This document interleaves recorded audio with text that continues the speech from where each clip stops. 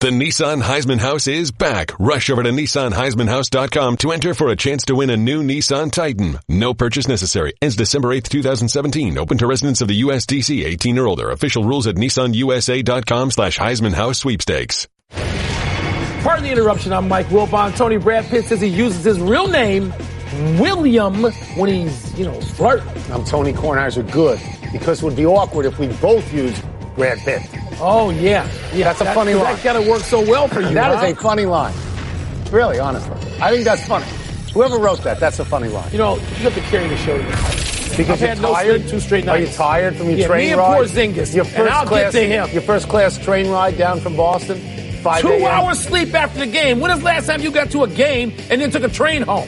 On a weeknight. It's been a long time. Yeah, like the 60s. But 2 hours sleep is what I get all the time. Because I'm old, and you're getting old. Welcome to PTI, boys and girls. Today's episode, how big a deal was the Celtics win over the Cavs? Why are the Packers dumping everyone but Mike McCarthy? Man. And is Jim Harbaugh really the NFL's best available coach? I told you. But we begin today with the news that the 2 most highly rated college quarterbacks of this season, Josh Rosen of UCLA and Sam Darnold of USC, have declared themselves eligible for the NFL draft. Wilbon, everyone asks if Rosen and Darnold should avoid the Cleveland Browns. But should the Browns avoid them? I think likely so. And I don't care about people's analytics. I don't care about any of the numbers. Some of this stuff you need to just put your eye on. It's the eye test.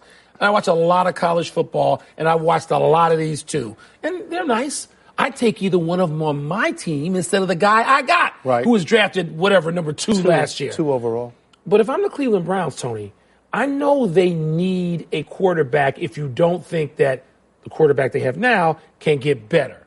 Huh? You skeptical. Well, no, I mean, I don't know about either of these 2 players and how good they will be as NFL quarterbacks.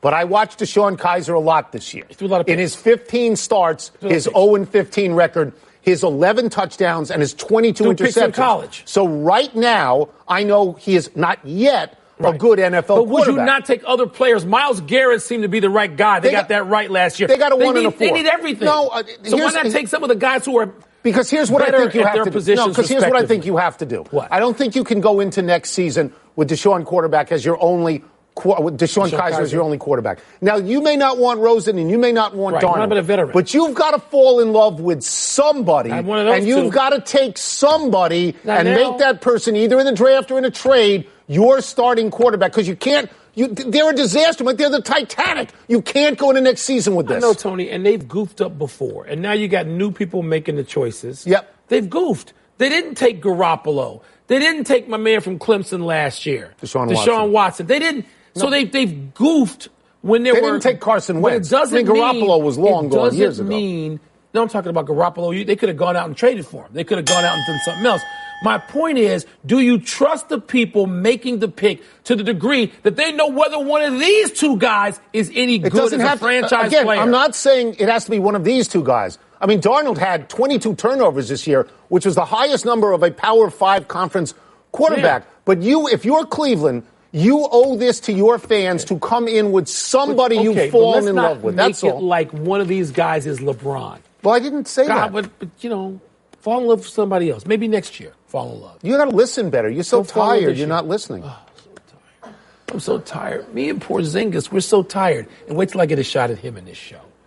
If you're skeptical about those guys being top choices to play quarterback, wait till you get a load of this next story about one group's take on the top candidate to be an NFL head coach.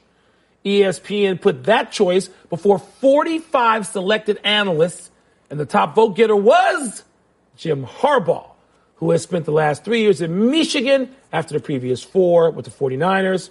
Harbaugh hasn't won a national championship in Ann Arbor. He can't even beat Urban Meyer. Cannot. Still, he's this group's number 1 choice to lead an NFL team next year. Tony, what do you think? As you know, I'm a fan of Jim Harbaugh's. He's exciting all the time. Stuff happens around him all the time. When he was in the pros with San Francisco, he got to a Super Bowl. I'm going to go to the glasses. That's all that matters. He got to a Super Bowl. Well, beyond that, 44-19-1. That's absolutely terrific. Now, I don't know who these analysts are, and I don't know what is on the table, but if you're not going to name Bill Cowher, who has won a Super Bowl, if you're not going to name Tony Dungy, who has won a Super Bowl, and you're looking around at availability, You love the Jim guy. Harbaugh is high up. But your favorite coach this year, the guy you slurp more than anybody, is a 31-year-old coach Sean of the McVay. Rams. Sean so McVay. why not try to find the next Sean McVay? This is a very interesting concept because I wonder if these 45 experts would have tabbed Sean McVay last year. No, because I would don't. he have been the number one. So, no, he wouldn't. Zero have been. chance. Yeah. Zero chance. If you look at Harbaugh, and I think this is a legitimate thing. Pete Carroll has done this, and Jimmy Johnson has done this. They've won in college and the pros. Yeah. But Harbaugh is 9-8 in his last 17 games, and he's 1-5 against Ohio State and Michigan State. Now, do I think he comes back in the pros and he's good? Sure, I do. But is it a slam dunk? That's what I'm not sure. Is that a slam dunk? And I don't know because they're guys who don't look like.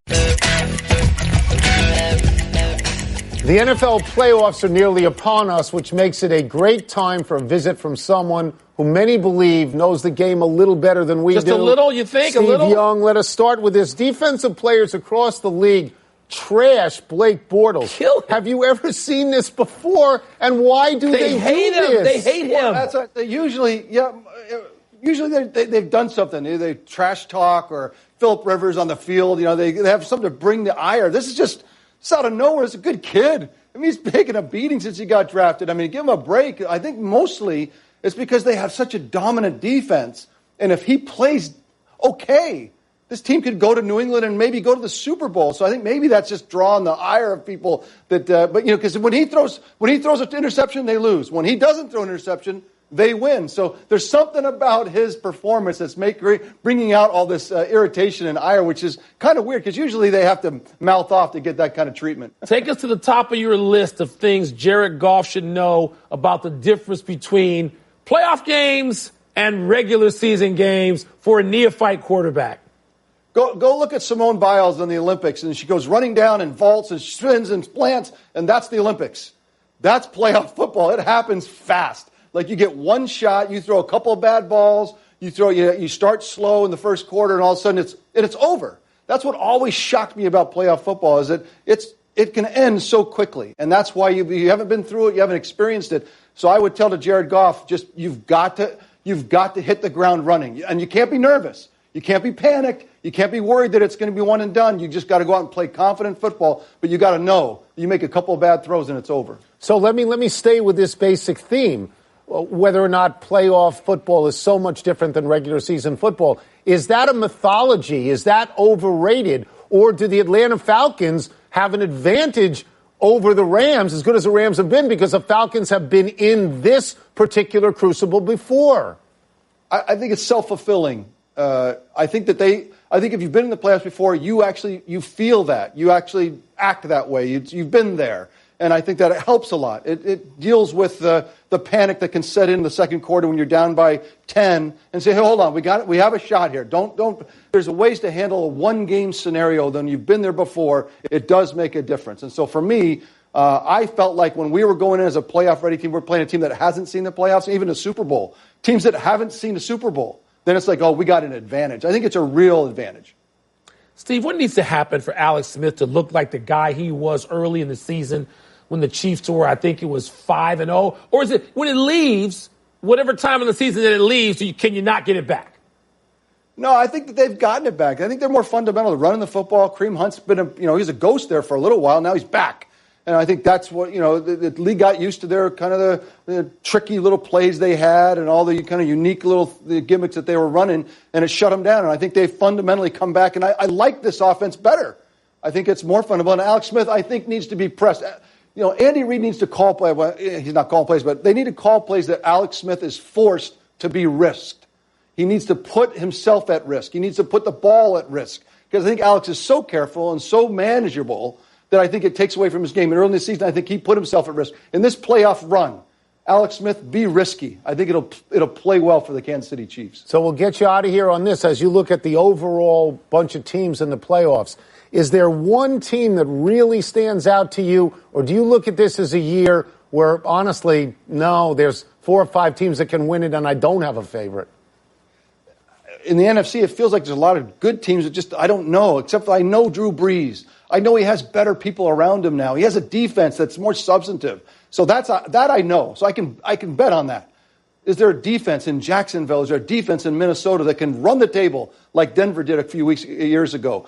If that's the case, you kind of watch for that. But more than anything, it's the New England Patriots. It's like, who's going to beat the best coach team by a mile with the best player, not by a mile, but one of the best, best players of all time and the best MVP this year? Who's going to beat those guys? Who's going to go there and beat them? Is it Pittsburgh, who can't seem to do it? So I think that in my mind, the playoffs are about the New England Patriots, and just keep an eye on them and watch and see what happens. If they win another Super Bowl, you know that this thing might never end. Can you imagine that? The PTI will be off the air before this thing ends. Thank you, Steve. Thank you, Steve. Much appreciated. Happy New Year. All right. Let's take one last break, but still to come, Tiger Woods lets us know the next time he'll step onto the course, and I am so excited by this. Calm yourself down, my God. Is Kyle Kuzma right? The Lakers just gave up last night? We're out of here. Well, that's Lakers. what he said. He did say that. I like him. I like the Rook. It's a long season.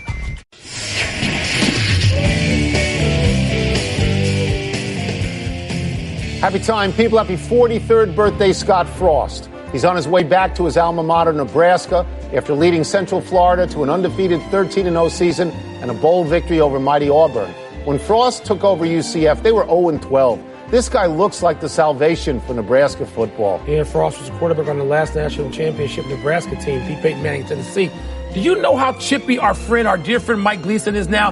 He's been talking Scott Frost for years. Well, now they got him. They're all happy. They are. Happy anniversary, Jacksonville Jaguars. On this day 21 years ago, the Jags, in only their second year of existence, beat the Broncos in Denver to advance to the AFC Championship game. Covered that game. Tom Coughlin was the coach back then. And after winning 2 Super Bowls in New York, Coughlin is back in Jacksonville as an executive vice president. In 1 year with Coughlin, the Jags went from 3-13 to 10-6. Tony, the work Coughlin did with Brunell, Tony Baselli, and, Keenan McCardle. They had some good players, but wow, were they well coached. Happy trails to Joel Berry's conversation with this ref. With Carolina trailing by 3 in the second half, Berry is obviously held by a Florida State player.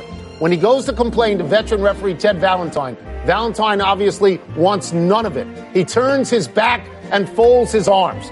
By the way, the defending champion Tar Heels lost to the Seminoles last night. Ted is one of those guys that when you see, because he worked Big Ten games for 100 years. Yeah. You like him. You really do. And then you just want to say, Ted, seriously, they're not here to see you. Big finish. Here we go. Kyle Kuzma says the Lakers, quote, flat out gave up in last night's loss to the Thunder. Your thoughts? He's right, and I love Kuzma. That kid has got a future, and leading is part of it. Marvin Lewis says the Bengals are going to start from scratch. What the hell does that mean? Sounds like it means goodbye to Andy Dalton, doesn't it? Yeah, that's what it sounds like. So. Marquette's Marcus Howard scored 52 last night. You're impressed, aren't you? Very impressed. I mean, it's not Eddie Howe scoring 61, 52 points in a college game. That's pretty amazing.